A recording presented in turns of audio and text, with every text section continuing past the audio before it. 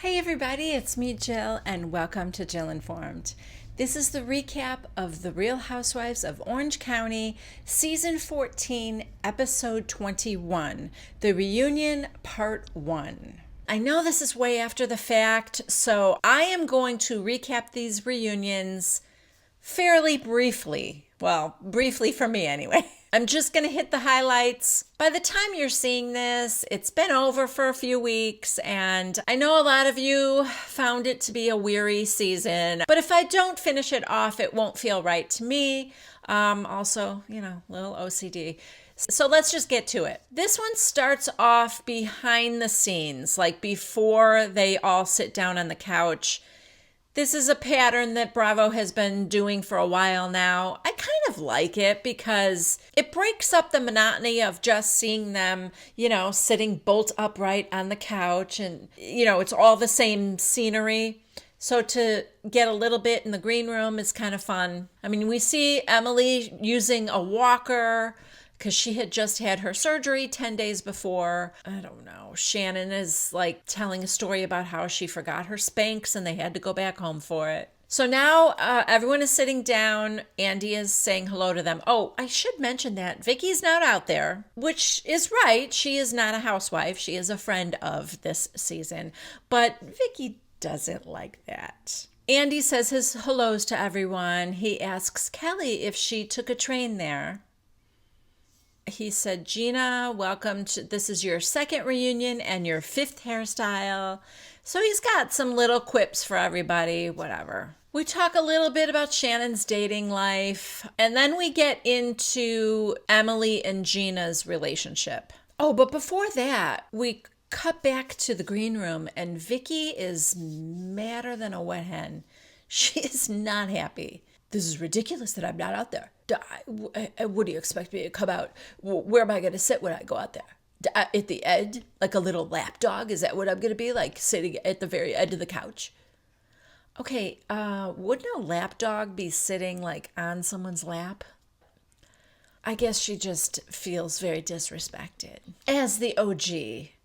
But you are not a housewife, Vicki, so I don't know if this is real or she's acting that way. Did she really think she was going to be out there the whole time, even though she's not a housewife? So, like I said, we're talking about the relationship between Emily and Jeana, and we get some flashbacks to when Emily was, they were yelling at each other, and Emily said, I knew this would happen. With you, you're in with the Tres Amigas, and then you're going to leave me by the wayside, which, she kind of did. Jeana was angry about the Vegas thing. Emily didn't understand why she didn't want to go to Vegas or that it wouldn't be good for her to go to Vegas. And Emily said, it's not, I wasn't trying to be malicious. I wanted you there because you're my friend.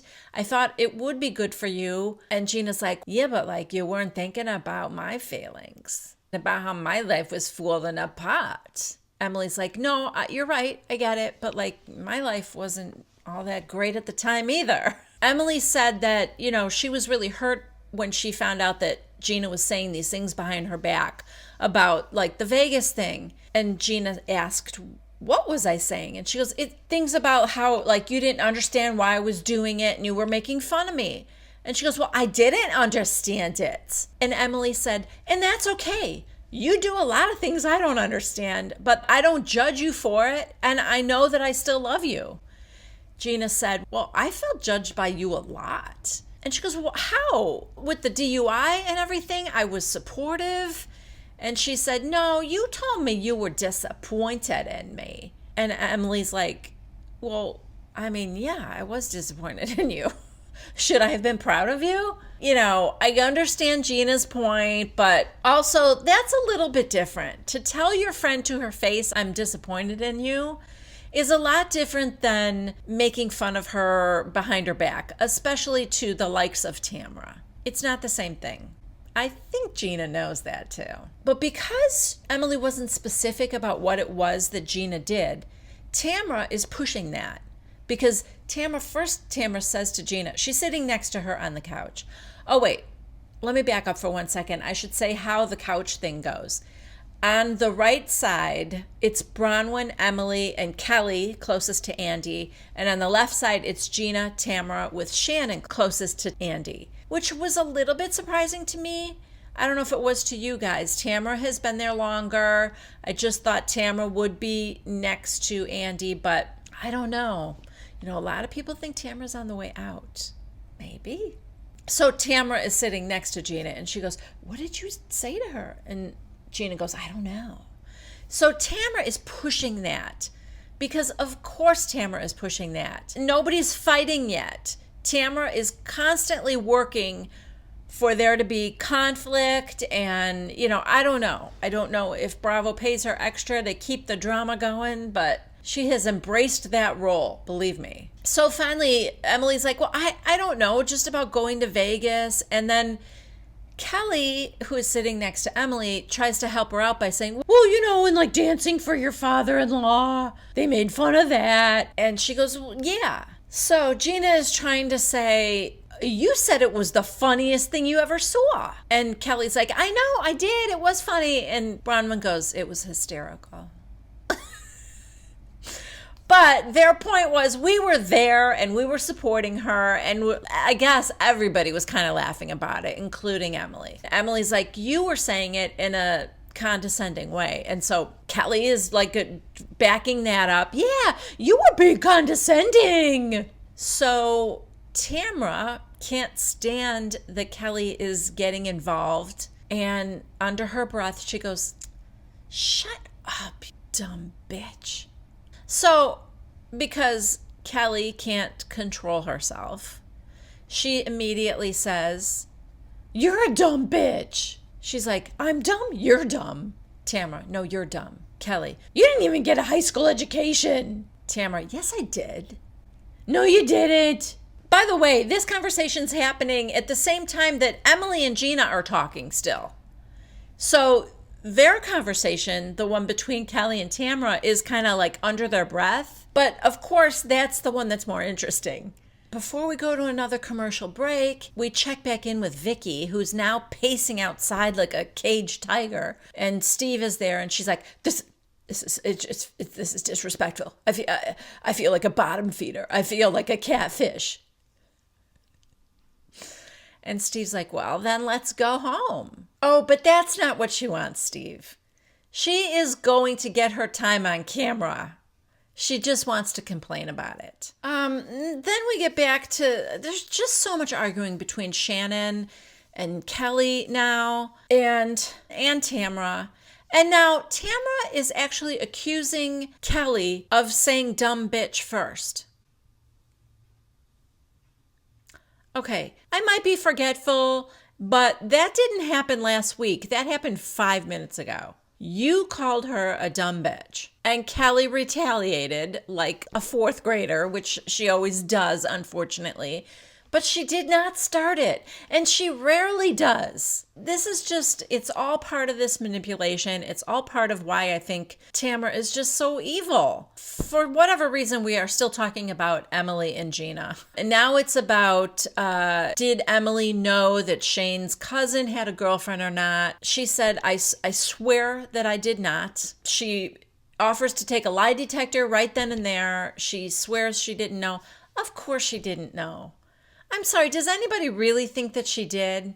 That was also a Tamra manipulation of Jeana. Tamra planted that seed in Jeana's head. If Jeana would just think about it for 1 second, what would Emily's motivation be? What would Emily gain from that? It doesn't make sense. Anyway, blah, blah, blah. Long story short, Jeana goes over to Emily and they hug and they really do love each other. And Jeana's like, she's stubborn. We're both stubborn. But they love each other like sisters. Yay. I don't know. I care more about Emily than I do Jeana. And if it's okay, if it's a good friendship for Emily, then of course I support that. But I don't know that Jeana is the best friend. I saw her trying so hard all season long to become the fourth amiga that my opinion of her went down a little bit, I must say. Although I do sympathize with what's going on with her and Matt tremendously. Okay, I think I missed this, but like at one point in the back, Vicki said something like, "If this is ridiculous that I'm back here. I mean, if they don't want me, then just let me go with grace." Which it was so laughable because, for one thing, are they forcing you to be there? I doubt it. They cut you down to a friend of. I'm pretty sure you can leave. So anyway, it is now time for Vicki to come out. And they are giving her the spot that Shannon was in right next to Andy. And then Shannon, Tamra, and Jeana all have to move down. So Gina's the little lapdog on the end. But Vicki doesn't care about that, does she? Vicki comes in. She's walking like super slow.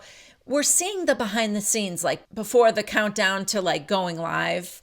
But you know, there's cameras everywhere, so we're seeing all this stuff too. So the mics are getting adjusted, some last minute hair fixing and stuff. And Vicki, like I said, she's walking super slow. Like, I don't know if it's that her dress is that tight. I don't know if it's that she is milking every moment of her entrance. I don't know what it is. It's just annoying me. But she sits down, and like I said, she's right next to Andy, and she's like, leans to him, and she is bitching him out. My temperature is like at 150. Yeah, not good. Keeping me back there like that. It's disrespectful. And then you hear the producer doing the count 3, 2, and Andy goes, well, the OG of the OC needs no introduction, but knowing her, she'd probably have some words with me if I didn't. Cut to Vicki.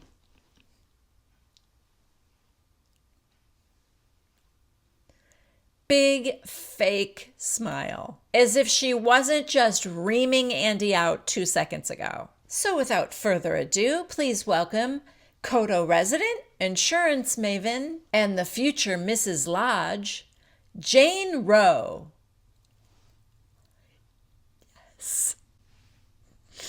And then he goes, Vicki Gunvalson. She just has a frozen smile on her face. Everybody else is like big eyes at the Jane Rowe comment. And he's like, good to see you, Vicki. Thank you, Andy.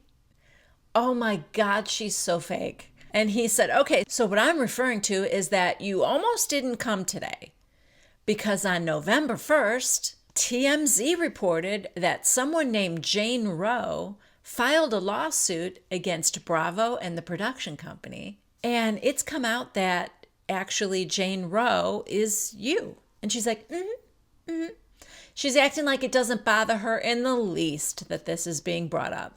Yep. Someone comes after my business and you're going to get sued. So he explains that like the core of the lawsuit is that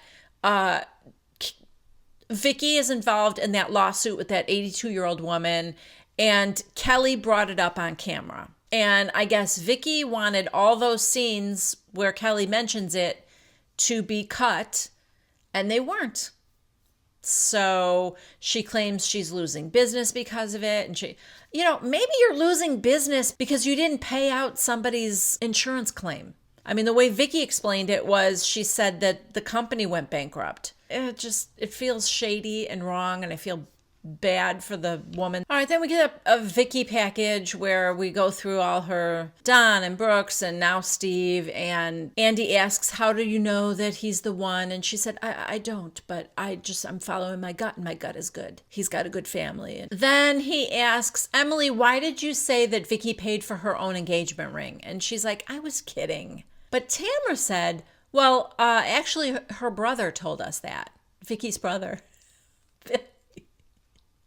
Billy was only in one episode this entire season, but he made it count. He was also saying how her future mother-in-law doesn't think that they're suited to one another and all that. It was kind of funny. Vicki's like, he doesn't know my finances. Then we talk a little bit about what this show does to marriages. Shannon is asked if she thought that it caused her divorce, and she's like, absolutely not. I believe we would have been divorced even sooner if not for the show. And then Bronwyn said, for me, it's brought Sean and I closer because we're on an even playing field now because I'm making my own money and it's always been he having his job. And I would say probably 50% of you, and maybe I'm being generous, probably 50% of you think that that marriage is real.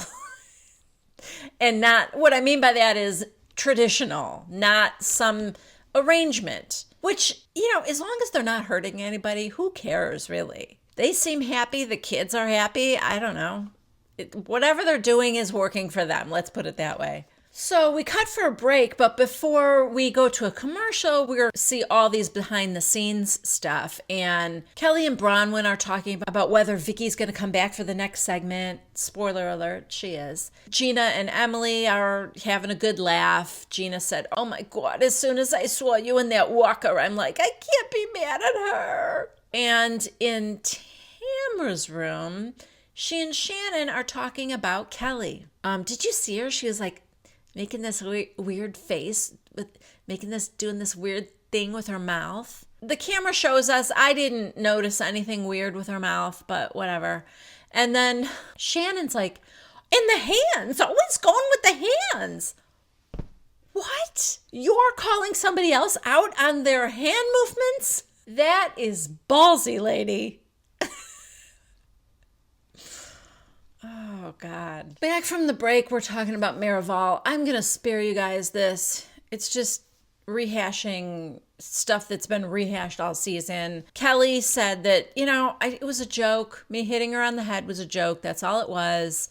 I thought it was funny. She's standing in a bowl. She has a bowl on her head. I bonked her on the head a little. Oh, but the funny thing is, Kelly's like, half of the world thought it was funny, too.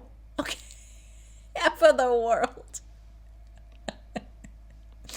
Half of the world, as if half of the world watches Real Housewives of Orange County. Half of my family doesn't even watch. No, more like 7/8 of my family doesn't even watch. Oh, we talk about the fight that Kelly and Jeana had at Miraval, where she told her she wasn't accomplished. And Kelly explains that all she really meant was that she wasn't qualified to be giving her advice. And she apologizes to her and she asks, "Do you accept my apology?" And Jeana says yes. So, they're good. We talk about the pig thing. We talk about Kelly drawing a pig on the car before she smashed it. Emily is kind of defending Kelly about certain things. And Vicki's like, "Well, what about that? Is that how women should treat each other? Is that uplifting? How is that inspiring for women?" And now Bronwyn said, I think in normal circumstances, Kelly would never do that, but she's just been pushed so far. Vicki, how did I push her? Oh my God. Really? And Kelly's like, are you kidding me? Do you even watch this show? Yeah, I do. You have a bad reputation. She's like, a bad reputation? No, I don't. Oh God. It goes back and forth to the point where Vicki goes, "You are an idiot, Kelly. You're an idiot." Of course. Kelly just parrots back what somebody else said first. Then Vicki says, "Get her off my show." Okay, Cruella. Bronwyn, Vicki, it's not your show. Oh, Bronwyn. Season 1, Bronwyn, how dare you? Vicki, oh yes, Bronwyn, season number 1. Oh, her ego. I can't believe her ego can fit on that couch. You wouldn't be here, you wouldn't be here, you wouldn't be here, you wouldn't be here if I didn't start this 15 years ago. And he's like, okay. And that is where episode 1 ends. I am shocked that Andy was able to restrain himself from saying, "And you wouldn't be here if it wasn't for me starting this show." But he did not. All right, guys, that was episode 1. In a nutshell, hope you enjoyed it. Please subscribe to Jill Informed if you haven't already. Please give this video a thumbs up and don't forget to leave a comment down below. And be on the lookout for part 2 coming soon.